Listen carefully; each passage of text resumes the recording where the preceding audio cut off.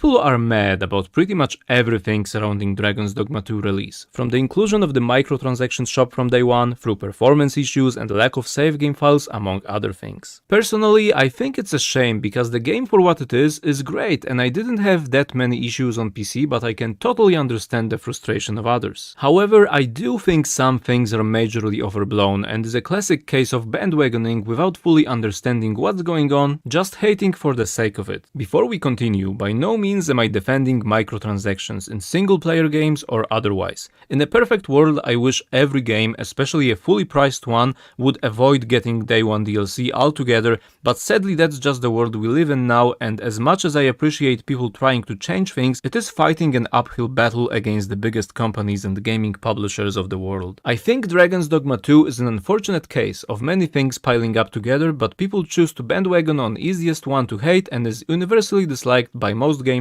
which are in-game shops, especially in a single-player game. Here's the caveat though. In my opinion, the shop is one of the smaller issues in the game. Would I like it to not exist entirely? Sure, but for anyone that played the actual game for at least a couple hours will know that anything you can buy from the store can be obtained in-game and it doesn't have to be grinded towards. Some of it, like the Rune of Metamorphosis, you acquire for free within the first couple hours of the game just by simply playing it, and you get plenty of points along the way to purchase anything the store has to offer for free, but sadly that goes over people's head or is entirely left out in the complaints, and some items can't even be purchased more than once from the store. So I truly want to believe that the developers went for the absolute minimum in-game purchases they could, while still maintaining the quota of their higher-ups to satisfy their greedy wallets, as was the case with many other Capcom releases like Resident Evil 4, Devil May Cry 5 or Monster Hunter, but for some reason you didn't hear as much of a vocal outcry as we did now. And yes, I know that there are people who actively dislike Capcom for those practices, especially in Monster Hunter, where I believe it's more predatory than the rest of the titles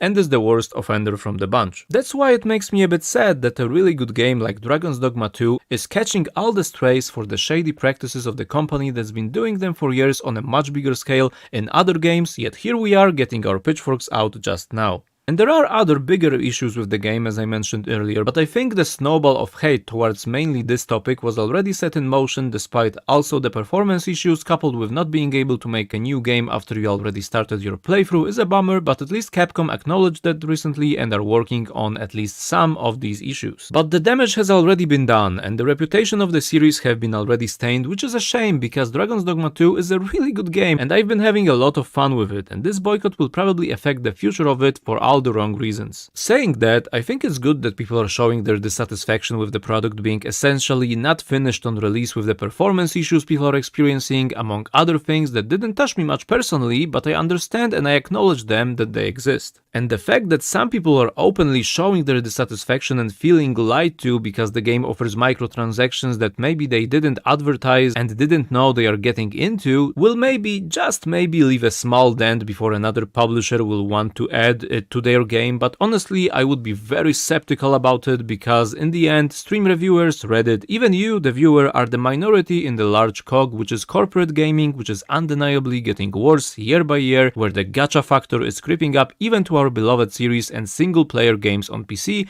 and consoles, and we can't avoid microtransactions without opening our refrigerator. At the same time, we are not helping this issue with pre-ordering everything that the developers convince us will be great from day one, much like politicians do, and purchasing early access unfinished games on the daily, so maybe before we criticize the practices of the companies, we should also look towards ourselves. Did we really not enable those practices in the first place? So all that I'm trying to say in this video is that while I agree that hating on the predatory behavior can be justified, at the same time we should try not to be selective when it suits our agenda and only get up in arms on some games but stay silent towards the others, and instead look at the broader picture and not just blindly repeat the words of others. Because let's be honest for a sec, most people complaining didn't even play the game yet and are just repeating what some streamer or YouTuber or Twitter post warrior was saying to them, because really, microtransactions in Dragons Dogma 2 are one of the most tame ones I have encountered, and there are far worse even in another Capcom title like Monster Hunter, and you can bet that there will be similar ones or worse in the new one, because that's how gaming works nowadays, sadly, and even publishers will try to squeeze out every penny they can from us, and I think it's fair to try to fight against it, but fight for the right reasons and understand the position fully before you jump on the bandwagon of another clickbaity YouTube title saying that the game is ruined and suddenly unplayable because the reviewers didn't get the version with DLC, and now that we have it in game, it's suddenly bad and not worth playing. I think most people, or even mediocre game industry knowledge, would know that Capcom will not miss an opportunity to squeeze a couple dollars from people unaware that all of the stuff you can buy in the store you can get after a couple hours of playtime without even grinding, just by naturally exploring the game. In fact, I think the store ruins the gaming experience, especially in a game like Dragons Dogma 2, because taking shortcuts like fast travel diminishes one of the game's strongest feats, which is exploration and immersion in this beautiful world that was created. Once again, I am not defending the practice and I wish it didn't exist in the first place, but I have been watching the direction where gaming is heading towards for decades now, so I know that it will be very hard or even impossible for us individuals to stop it, and really the only solution is to not buy the game at all, which is a shame because in this game's case it is a really good game, while other yearly low effort titles are still just as rampant with way worse microtransactions. And I think if we as gamers are to unite against a cause, it should be against the state of the industry as a whole, because for every precious company like Larian Studios,